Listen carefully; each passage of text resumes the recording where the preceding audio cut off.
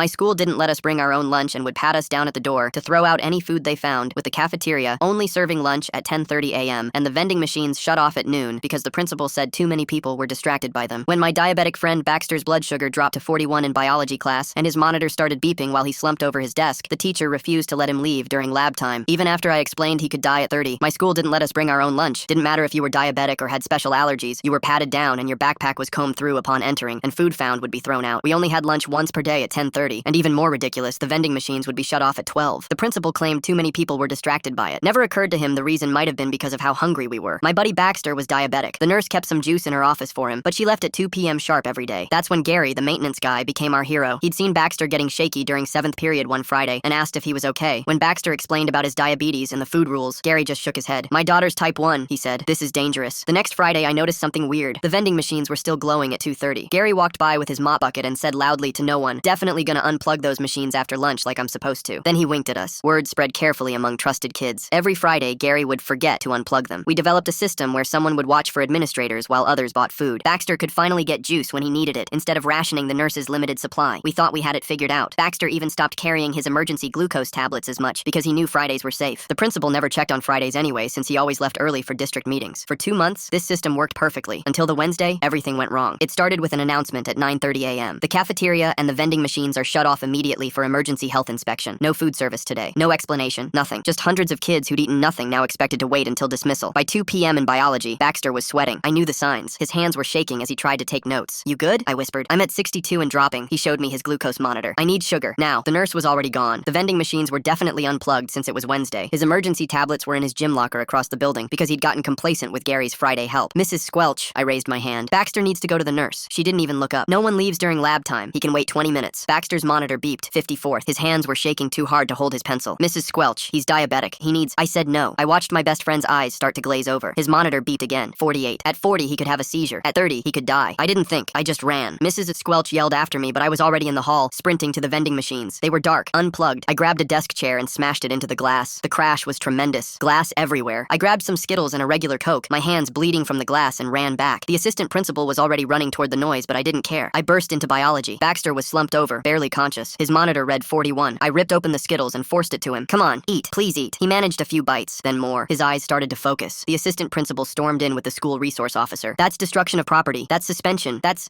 saving his life," I said, watching Baxter's color return. Mrs. Squelch went pale when she saw his glucose monitor. The assistant principal pulled out his walkie-talkie to call the principal, but he wasn't answering. He'd already left for his Wednesday golf game, which everyone knew about, but no one was supposed to mention. My parents were called immediately. The principal came back furious about his interrupted golf game and the destroyed vending machine, but Baxter's mom arrived first, and she was scarier. She was a pediatric endocrinologist. "Let me understand this," she said, deadly calm. "You ban all outside food. You serve lunch at 10:30 a.m. You lock vending machines at noon. The nurse leaves at 2. And you think this is safe for diabetic students?" The principal stuttered about policies and procedures. "My son's blood sugar was 41, she continued. "At that level, he could have had a seizure. He could have gone into a coma. He could have died." Other parents started arriving. Turns out Baxter wasn't the only kid with medical dietary needs being ignored. The principal kept insisting I'd face consequences for vandalism. Baxter's mom laughed. "Sue him. I dare you. See how that plays in the news." Friday morning, I was serving in-school suspension when my phone buzzed. Text from Baxter. "Cafeteria closed again. Health department here. My mom's now coming with lawyers and wants you here. Please come." I knew this was about to get crazy. I stared at my phone, reading Baxter's text again. The ISS supervisor, Mr. Daniels, was reading a newspaper and didn't notice. My hands started sweating. Baxter's mom with lawyers meant this was serious. Real serious. I raised my hand. "Can I use the bathroom?" Mr. Daniels barely looked up. 5 minutes. I walked out calmly, then broke into a run once I turned the corner. The cafeteria was at the other end of the building, and I could already hear voices echoing down the hall. Adult voices. Angry ones. When I peeked around the cafeteria door, I saw health inspectors in white coats taking pictures of everything. Baxter stood with his mom near the serving line. 3 people in suits wrote notes on yellow pads. Had to be the lawyers. "Get back to ISS, someone said behind me. The assistant principal, but her voice didn't have its usual edge. "Baxter's mom asked for me," I said. She sighed. "Fine, but you come right back after." The rest of the morning dragged. I kept checking my phone under my desk. Baxter sent updates. They found mouse droppings. Mom's getting angrier. Principal just showed up and started yelling. At lunch, which was just packaged crackers since the cafeteria was closed, Mr. Daniels let me eat in the ISS room. Through the window, I watched parents arriving. More cars kept pulling into the parking lot. Something big was building. Finally, at 3 p.m., Mr. Daniels looked at the clock. "You're done. Don't get in trouble again." I practically ran to the cafeteria. The scene inside was even crazier than this morning. Baxter's mom stood in the middle of everything with 3 lawyers around her. Health inspectors were still there, now with tablets and cameras. And there by the door, in his gray work uniform, stood Gary. I'd heard through the grapevine they'd suspended him yesterday for keeping the vending machines on. Baxter's mom saw me and waved me over. "This is him," she told the lawyers. "The hero who saved my son." Hero? I didn't feel like one. I just felt scared for my friend. One of the lawyers lawyers, a woman with sharp eyes and a tight bun, turned to me. Tell me everything about Wednesday. Don't leave anything out. So I did. I told her about Baxter's shaking hands in biology, how his glucose monitor beeped at 48 then 41, how Mrs. Squelch wouldn't let him leave even when I explained he was diabetic. She said no one leaves during lab time, I explained, even when I told her he could die. The lawyer wrote fast. And the nurse? Gone. She always leaves at 2 p.m. The vending machines? Unplugged. They only work until noon, except Fridays when Gary would secretly keep them on. Gary nodded from across the room. The lawyer looked at him, then back at me. So you broke the glass? I didn't think about it. I just did it. His monitor said 41. At 40, he could have a seizure. At 30, I stopped. We all knew what happened at 30. The head health inspector walked over to Baxter's mom with his tablet. Ma'am, you need to see this. We all crowded around. The screen showed their inspection results. Failed, failed, failed. Every single line was red. This cafeteria hasn't passed a real inspection in 3 years, he said. They've been filing false reports. He swiped to show pictures. Black mold covered the back wall of the kitchen. A box of milk said 2019. Mouse droppings covered the storage shelves. This is why it kept closing, I said, finally understanding. Not for emergency inspections. They were trying to hide this. The principal stormed in right then with the superintendent behind him. His face was red and sweaty from running. This is a witch hunt, he yelled at Baxter's mom. You're trying to destroy this school because your son. She pulled out her phone and hit play. The principal's own voice filled the room. These diabetic kids need to stop being so dramatic. They can just deal with it like everyone else. The recording was from last month's parent meeting. I remembered Baxter telling me about it, how his mom had been furious. The principal's face went from red to white. The superintendent took a step away from him. That's taken out of context, the principal stammered. The context, Baxter's mom said coldly, is that my son almost died. More parents started arriving. I recognized one mom. Her daughter had severe peanut allergies and had been hospitalized twice this year from bad cafeteria food. She carried a thick folder of medical records. Then another dad walked in. The whole room went quiet. Everyone knew about his older daughter. She died at another school 2 years ago. Same kind of rules, same kind of neglect. He held up a framed photo of a girl who looked just like his son from our grade. Her name was Destiny. She was 13. The lawyers started writing faster. Gary walked over to me and showed his phone. Look at this. A group text with 12 other maintenance workers from different district schools. There's something really strange about a school that searches kids for food like they're entering a prison. I wonder what happened to make them create such extreme rules. Gary keeping those vending machines on every Friday seems risky for a maintenance worker, especially if they were all outside, ready to come in and tell what they knew about safety violations. We've been talking for months, Gary said quietly. After what happened to Baxter, we decided enough was enough. The superintendent tried to leave, but one of the lawyers stepped in front of him. Sir, this is now a federal disability discrimination case. The ADA requires you to provide reasonable accommodations for students with medical conditions. You might want to stay. He sat back down, pulling out his phone to text frantically. A school board member arrived, Mrs. Chen, who I recognized from her campaign posters. She pulled the principal aside, but we could all hear pieces of their conversation. Multiple lawsuits, criminal negligence charges. Knew about this for years. The principal kept saying he just followed district policy, but Mrs. Chen pulled out her phone and showed him something. His face went even paler. These are emails, she said louder now, not caring who heard. You got safety warnings. You ignored them. You marked them as resolved without doing anything. At 5:30, they called an emergency assembly. The whole school packed into the auditorium. Parents filled the back rows. The superintendent stood at the podium, looking like he wanted to be anywhere else. Effective immediately, he said. The principal is taking administrative leave while we investigate these serious allegations. Some kids started whispering. A few parents clapped. The assistant principal took the microphone next. She looked scared but determined. Starting tomorrow, the vending machines will operate all day. Students may bring their own lunches. We'll have food trucks in the parking lot until the cafeteria passes inspection. The room erupted. Kids cheered. Parents nodded. I saw a girl crying with relief, but I kept watching the principal, standing in the corner. He stared at me with pure hatred, like this was all my fault, like Baxter almost dying was less important than his career. Saturday morning, I got to school early to help set up the food trucks. News vans were already there. Channel 7, Channel 4, even CNN. Reporters talked to parents while cameras rolled. Baxter's mom stood in front of the main entrance, perfectly composed despite probably not sleeping. Jefferson High has systematically violated the Americans with Disabilities Act, she told the cameras. They've endangered children with medical conditions. My son's blood sugar dropped to 41 while his principal played golf. This isn't just negligence, it's criminal. Gary stood behind her in his work uniform. A reporter asked him why he helped students. My daughter has type 1 diabetes, he said simply. I know what it's like to worry every day if your kid will come home safe. These children were dying slowly, and nobody cared. I did what any parent would do. By noon, the food trucks were serving real food. I watched kids eat like they hadn't seen food in months, which honestly wasn't far from the truth. Baxter checked his blood sugar after eating a proper meal. 95. Perfect. A girl brought her own lunch for the first time all year without fear of it being thrown away. She showed me her EpiPen. I can actually carry this now instead of hoping the nurse has one. Kids kept coming up to thank me, but it felt weird. I didn't want to be a hero. I just wanted my friend to not die. Monday afternoon, I was in chemistry when the new intercom system crackled. Please send the following student to the principal's office. My name, of course. But when I got there, the assistant principal, now interim principal, didn't look angry. She looked tired but hopeful. I want you to join a new student safety committee, she said. We need students who aren't afraid to speak up when something's wrong. Only if Baxter can join too, I said. And Gary, she smiled slightly, already invited them. Wednesday morning brought more news. The state announced they were investigating all district food policies. 17 schools had the same dangerous rules. The same company ran all their cafeterias. The same violations appeared everywhere. Baxter's mom's lawyers were now representing families from all 17 schools. The lawsuit grew from a local issue to a state crisis. Friday came with a different kind of drama. The principal returned to clean out his office, escorted by security. I was walking to English when we passed in the hall. He stopped and looked at me. You ruined my career over some candy bars. I met his eyes. Baxter almost died. You ruined your own career. Security Gary moved him along, but he kept looking back at me with that same hatred. That afternoon, good news finally. Gary was back at work, officially this time, but not just as maintenance. His new title, Student Health Advocate. The district created the position just for him, with a raise and an office near the nurse. He set up a medical station with glucose tablets, EpiPens, inhalers, and other emergency supplies. Everything a kid might need fast, no questions asked. It's not perfect, he told me while organizing supplies, but it's a start. Monday rolled around with another surprise. Mrs. Squelch pulled me aside after biology. I need to apologize, she said. I was so focused on following rules that I forgot why I became a teacher. To help kids, not hurt them. She opened her desk drawer. It was full of juice boxes, glucose tablets, and granola bars. I know the warning signs now, she continued. I've studied every medical condition my students have. It won't happen again. I wanted to stay angry at her, but she looked genuinely broken by what almost happened. Wednesday was our first safety committee meeting. I expected maybe 5 kids. 12 showed up. We sat in a circle and started listing every dangerous rule. No water bottles during tests, even 3-hour standardized ones. No bathroom breaks without a pass, even for kids with medical conditions. Emergency exits locked during school hours. The list went on and on. The interim principal took notes on everything. We'll address each one, she promised. Friday night was the school board meeting. The room was packed with parents. Standing room only. Local news cameras lined the walls. A letter from the district's insurance company got read first. They would drop coverage unless all safety violations were fixed immediately. No negotiation. Fix it or lose insurance, which meant the school would have to close. For once, parents who usually fought about everything agreed. Fix it. Now a student stood up during public comment. His dad stood beside him for support. My sister Destiny was 13, he said, his voice shaking. She was in math class at another school with the same rules. Her blood sugar crashed during state testing. The teacher wouldn't let her eat her glucose tablets because of test security. She had a seizure. She went into a coma. She never woke up. The room was completely silent. A few parents were crying. Every rule that keeps kids from food or medicine is a potential murder, he continued. You all have blood on your hands. He sat down. Nobody applauded. It was too heavy for that, but everyone understood. Saturday morning, the board voted unanimously. All food restriction policies ended immediately, district-wide. 3 administrators who knew about violations but covered them up were fired. The cafeteria company's contract was terminated. People clapped this time, but Baxter's mom stood up. This is a start, she said, but the lawsuit continues until we see real, permanent change. Not promises. Change. Monday brought news that spread through school like lightning. The principal had tried to get a job in another district, but Baxter's mom's lawyers contacted them with information about the criminal investigation. His job offer vanished the same day. He's radioactive, Baxter told me at lunch. No district will touch him now. Wednesday, things got more serious. The state attorney general's office started a criminal investigation. We all got letters saying we might be called as witnesses. But the real shock came when they revealed why the principal fought so hard to keep the current food company. He was getting kickbacks. Money in his account every month that matched what the company saved by serving garbage food. I knew it, Gary said when he heard. The math never made sense. Good food doesn't cost that much more than what they served. Friday, I sat in a small room with 2 investigators. They recorded everything. I told them about the vending machines turning off at noon, the nurse leaving at 2, the principal's golf schedule that everyone knew but couldn't mention, kids fainting from hunger, Baxter rationing his glucose supplies, another student hiding rice cakes in her saxophone case. They asked about Gary too, but I made sure they understood. He was the only adult who tried to help. He risked his job every Friday to keep kids safe. He's a hero, I said. The principal is the criminal. Monday evening, we watched the news at Baxter's house. Breaking news tonight. 5 district officials arrested in food service fraud scheme. They showed the principal being walked out of his house in handcuffs. Then 4 others we didn't recognize. District administrators who'd been stealing from the food budget for years. That's why our cafeteria was so bad, Baxter's mom said. They took the money meant for food and maintenance. The principal's lawyer appeared on screen, claiming his client just followed orders from higher up. But then they showed emails where the principal organized the whole scheme. Wednesday brought our new principal. Dr. Williams walked into her first assembly with confidence. She was younger than the old principal, with kind eyes and a slight limp. My son has type 1 diabetes, she said as her opening. He's 8, so I understand what you've been through. She laid out new rules, simple ones. If you need to eat, eat. I'm really curious about how the principal thought he could hide those kickbacks from the food company. Did he really think nobody would notice the bad food was connected to extra money in his account? The way, doctor, if you need medicine, take it. If you need help, ask. Your health comes before any rule, any test, any class. Period. Kids actually applauded a principal. That was a first. Friday was almost normal. The new cafeteria was open. Turned out another company could renovate it in just 3 days when properly motivated. Real food, multiple options, an allergy-free section for kids with restrictions. The vending machines hummed all day. The nurse worked until 5 p.m. now. It felt like a different school, but not everything was better. Monday morning, Baxter wasn't at his locker. I found him in the bathroom, sitting on the floor against the wall, shaking. His glucose monitor showed 98, totally normal, but he was crying and couldn't catch his breath. Hey, what's wrong? I sat down next to him on the gross bathroom floor. I can't stop shaking, he said between gasps. My brain thinks I'm dying, but my blood sugar is fine. My therapist says it's PTSD. I didn't know what to say. We sat there until the shaking stopped, missing first period completely. Nobody came looking for us. The new rules meant students could take care of themselves without permission slips. Wednesday afternoon, Gary started something new, a support group for kids with medical conditions. We met in the old detention room. Seemed fitting somehow. 15 kids showed up. There was the girl with the peanut allergy, a boy with epilepsy, a girl who needed insulin shots. Kids I'd never known were struggling because they'd hidden it so well. We all survived something we shouldn't have had to survive, Gary said. Now we help each other. We went around the circle, sharing our worst moments. The boy with epilepsy talked about having a seizure during PE, while the teacher yelled at him to stop faking. The girl with diabetes showed scars from where she'd hidden insulin needles in her socks. Everyone had stories. Friday, Mrs. Squelch surprised us all. She asked to be our support group advisor. I need to make this right, she told us. Then she turned to Baxter in front of the whole biology class. I will regret not helping you for the rest of my life. I'm sorry. sorry. Baxter nodded but didn't say it was okay, because it wasn't okay, but at least she was trying. 2 weeks passed with a weird kind of normal. Then Monday morning brought news that made everything real again. The principal's criminal trial was starting. Baxter had to testify first. His hands shook as he sat in the witness chair, describing how his brain started shutting down, how he knew he might die because of a vending machine rule. I remember thinking my mom would find me dead at school, he said. The jury looked sick. Tuesday was my turn. The defense lawyer tried to make me look violent for breaking the vending machine. You destroyed school property, he said. To save a life, I answered. The prosecutor showed my clean record and Baxter's glucose reading of 41. Would you do it again? She asked. Every time. Wednesday, Gary took the stand. He showed logs of 17 safety complaints he'd filed over 2 years. Everyone marked resolved by the principal with no actual changes made. I was ordered to unplug those machines at noon, Gary said. I knew it could kill students. I did it anyway for months because I needed my job. I'll never forgive myself for waiting so long to act. The principal's lawyer objected to everything, but the evidence stayed. Friday, the jury came to our school. They saw the broken vending machine, still not fixed. The glass still there. Evidence now. They saw the nurse's office that used to close at 2. They saw the condemned cafeteria, the principal's old office with his golf trophies still on the shelf. One juror shook her head when she saw the cafeteria. Even fixed up, you could see where the black mold had been. Monday, more parents testified. The mom of the girl with allergies could barely speak, describing finding her daughter unconscious after eating contaminated cafeteria food because outside food was banned. The dad who lost his daughter was worse. He held up pictures of her funeral and just cried. Several jury members wiped their eyes. Wednesday, the defense tried to save the principal. They said he just followed district policy, dealt with budget cuts, tried to maintain order. Then the prosecutor showed his bank records. Deposits every month that matched what the food company saved by serving garbage. Money straight to his personal account. The principal's lawyer asked for a break. When they came back, he looked defeated. Friday afternoon, closing arguments. The prosecutor reminded everyone that Baxter was 9 points from death while the principal played golf. 9 points. The defense argued this was scapegoating one man for system-wide failures. The jury left to decide. We waited. Monday at 4 p.m., after 6 hours of waiting, they called us back. Baxter's mom held Baxter's hand so tight her knuckles were white. Gary paced by the door. My stomach hurt. Guilty on all counts. The principal's face went completely white. Criminal negligence, theft, falsifying safety reports. He faced real prison time. Baxter's mom cried. Gary nodded slowly. I felt relief, but no happiness. This wasn't something to celebrate. A week later, Monday morning, the civil lawsuit settled. The families would split $3.2 million. But more important were the required changes. New policies, safety audits every month, emergency training for all teachers. Real change finally, written into legal documents. Wednesday at lunch, school felt almost normal. Kids ate when they needed to. Baxter kept glucose tablets right on his desk. The girl with allergies brought her allergy-free lunch without hiding it. But we all remembered. We all knew how close we'd come. Friday afternoon, Dr. Williams started something she called Wellness Wednesdays. Students could come talk about any health needs without judgment. 50 kids showed up to the first one. I looked around that room and saw how many kids had been suffering in silence, afraid to speak up about basic human needs like food and medicine. 2 weeks later on Monday, Gary got called to the main office. We thought something was wrong, but Dr. Williams was smiling. The state wants to give you an award, she told him, for moral courage in education. Gary shook his head. The real heroes are the kids who survived despite us adults failing them. But when they gave him the award at an assembly, everyone stood and clapped anyway. He deserved it. Wednesday afternoon, the principal got sentenced. 3 years, 2 suspended. He'd serve 1 year in minimum security prison. Outside the courthouse, he still claimed he was a scapegoat. Baxter's mom told the reporters standing there, 1 year for almost killing children. The system still protects its own. Monday after the sentencing, something unexpected happened. Other schools started calling, asking for help reforming their policies. They wanted to avoid their own lawsuits. Baxter and I made a presentation about medical warning signs. We'd become experts on neglect without meaning to. Now we taught adults what they should have already known. Wednesday, we visited another middle school. A girl in the back raised her hand. What if our principal won't listen? Baxter answered without hesitation. Document everything. Tell your parents. Call lawyers if you have to. And if someone's dying, break whatever rule you need to break. Suspensions heal. Death doesn't. The teacher looked uncomfortable, but she didn't disagree. Friday morning brought the biggest news yet. The governor signed Baxter's law requiring all schools to accommodate medical dietary needs and keep nurses until dismissal. At the signing ceremony, Baxter had to speak. His voice was steady this time. No kid should have to choose between going to school and staying alive. This law shouldn't even be special. It should just be common sense. The governor shook his hand. Cameras flashed. But Baxter looked tired, not triumphant. Monday afternoon, we tried to return to normal teenage life. Baxter joined the debate team. Turned out nearly dying made him less afraid of public speaking. I focused on my grades and started working on college applications. The girl with allergies started a cooking club for kids with dietary restrictions, teaching safe recipes. We were trying to just be kids again, but we couldn't forget. Wednesday, Gary's daughter visited from college. She was studying to become a pediatric endocrinologist like Baxter's mom. Dad called me crying when Baxter almost died, she told us. He said he couldn't let another parent lose their diabetic kid. That's when he decided to risk his job. Gary looked embarrassed, but we understood. He'd been a dad first, employee second. Friday in biology, Mrs. Squelch assigned an essay about when breaking rules is justified. She looked right at me when she explained the assignment. Sometimes breaking rules is the most moral choice you can make, she said. I wrote about that Wednesday, about choosing friendship over authority, about how a vending machine mattered less than a human life. She gave me an A+